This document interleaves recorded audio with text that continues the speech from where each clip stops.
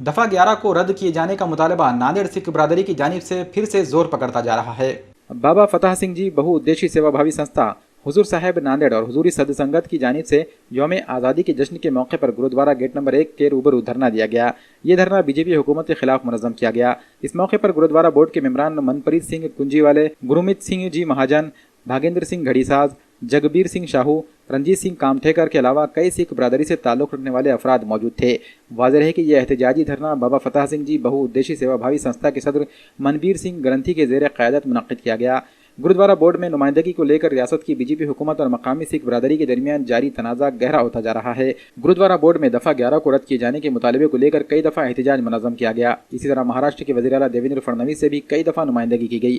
हर दफ़ा वज़ीर आला देवेंद्र फडणवीस की जानिब से सिख बरादरी को सिर्फ यकीन दहानी ही कराई गई, लेकिन पिछले दिनों रियासत की हुकूमत की जानिब से ही बोर्ड के सदर का तकर्रुर अमल में आया, जिसके सबब सिख बरादरी में बीजेपी सरकार के खिलाफ नाराज़गी पाई जा रही है।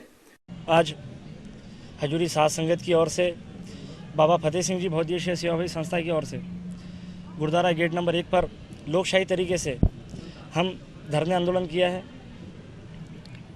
आंदोलन का कारण ये है कि पिछले कई सालों से महाराष्ट्र शासन सिख समाज के साथ अत्याचार कर रही है, लोकशाही की हत्या हो रही है।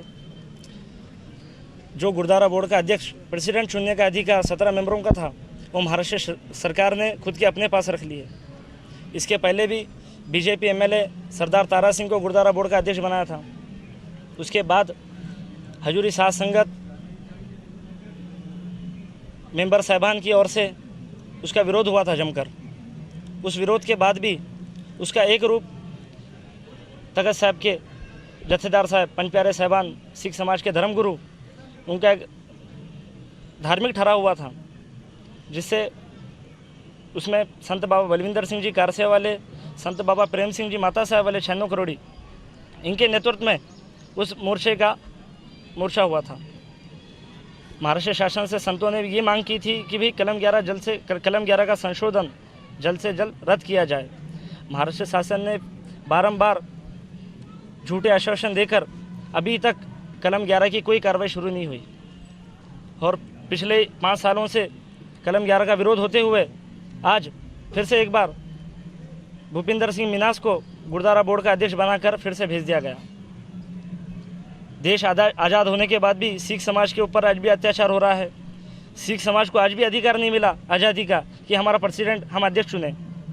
इसलिए आज हमने लोकशाही तरीके से समूह हजूरी साध संगत की ओर से और हमारे मेंबर साहबान, नवनिर्वाचित सदस्य सरदार मनप्रीत सिंह जी कुंजीवाले साहब और गुरमीत सिंह जी महाजन साहब, इनका तहे दिल से शुक्रिया जो इन्होंने पूरा साथ हमें बाबा फतेह सिंह जी बहुउद्देशीय सेवाभावी संस्था और हजूर साहब के समूह हजूरी सिंहों को इनका साथ दिखाया और दिया है। आगे क्या भूमिका? आगे की ये भूमिका है कि हम आने वाले कुछ ही दिनों में हम धरने आंदोलन अपना चक्री उपोषण चालू कर देंगे। उसके बाद आमरण उपोषण होगा।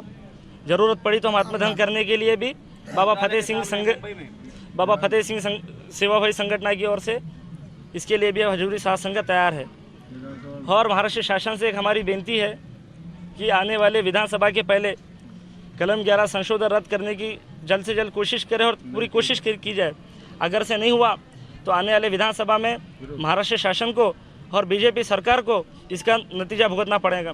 धरना आंदोलन 11 नंबर कलम जो अमेंडमेंट गवर्नमेंट ने किया था गुरुद्वारा बोर्ड में, 11 कलम तो ये है कि जो प्रेसिडेंट चुनने का अधिकार है, पहले ये गुरुद्वारा बोर्ड के 17 सदस्यों को था।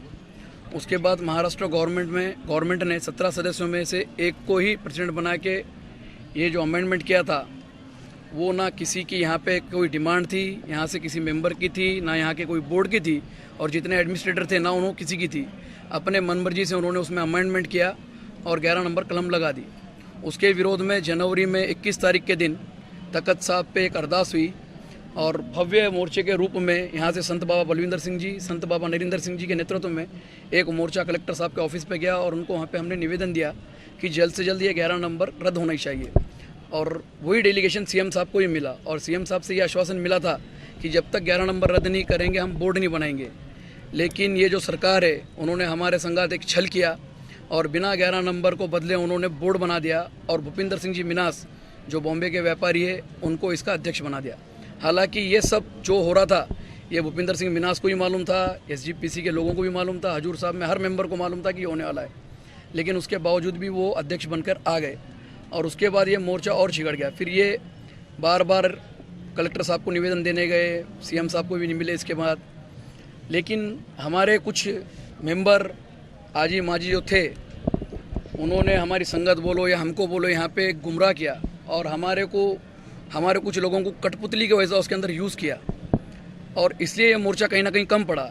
लेकिन ये बहुउद्देशीय जो इनका है बाबा फतेह सिंह जी, ये लोगों ने फिर से वो मोर्चे को ना ठंडा होने दिया, फिर से गर्म किया, और पूरी हजूरी साध संगत इनके साथ है, गुरुद्वारा बोर्ड पूरा इनके साथ है, पंज प्यारे इनके साथ है, सभी लोग इनके साथ है।